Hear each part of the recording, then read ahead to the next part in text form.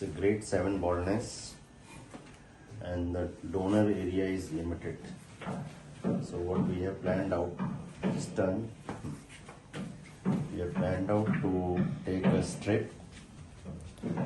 So since all the hairs are grey, so what we have done, we have applied a dye so that the harvest becomes easy without any damage to the follicles.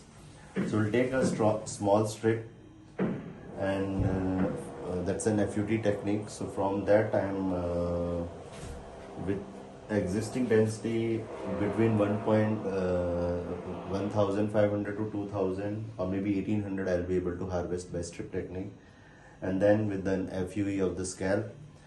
And tomorrow what I'll plan out to do an FUE from the beard. And also he is having a good density in the chest. If required, the third donor area will be in chest hairs. So I have split his surgery in 2 days. Total, my target is to cover maybe 70% of the bald area. Let's see how much I am able to do.